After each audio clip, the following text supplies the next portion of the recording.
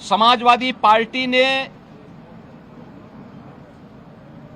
कार्य मंत्रणा समिति की बैठक में भी और दलीय नेताओं की बैठक में भी इस बात के लिए आश्वस्त किया था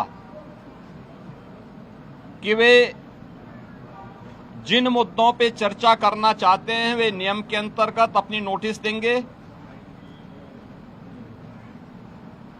और संसदीय कार्य मंत्री ने कार्य मंत्रणा में और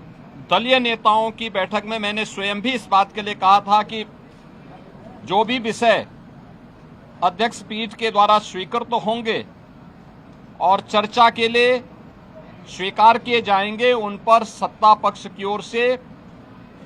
तर्कपूर्ण तरीके से उसका जवाब भी दिया जाएगा। बावजूद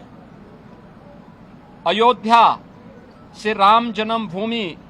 से संबंधित मामले में जानते हुए कि माननीय उच्चतम न्यायालय में यह मामला लंबित है, उस पूरे प्रकरण की गंभीरता को समझते हुए भी इन्होंने न केवल आज सदन की अवमानना की है, सदन का अपमान किया है, साथ ही माननीय उच्चतम न्यायालय में लंबित और माननीय उच्चतम न्यायालय की निगरानी में चल रही उस पूरी प्रक्रिया को भी अपमानित करने का शर्मनाक प्रयास समाजवादी पार्टी के द्वारा किया गया। माननीय अध्यक्ष विधानसभा ने बार बार कहा कि हम चर्चा को स्वीकार करते हैं, अपनी बात को आप नियमों के अंतर्गत सदन के फ्लोर में रखिए, सदन में रखिए, लेकिन सदन की कार्रवाई को विरोध करना, प्ले कार्ड लहराना,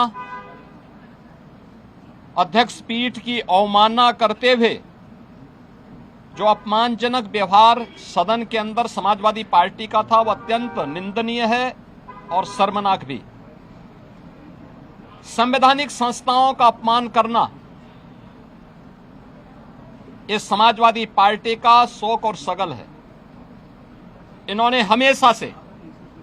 इनका लोकतांत्रिक मूल्यों पर कभी विश्वास नहीं रहा है। हम सब जानते हैं कि हल्ला बोल जिस पार्टी का मुख्य उद्देश्य रहा हो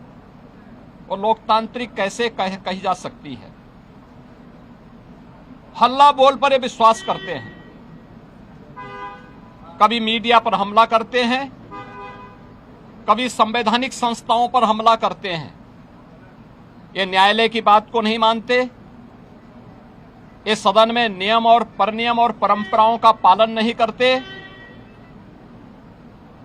ये भारत की संवैधानिक संस्थाओं का अपमान करते हैं, कभी चुनाव आयोग का अपमान करते हैं,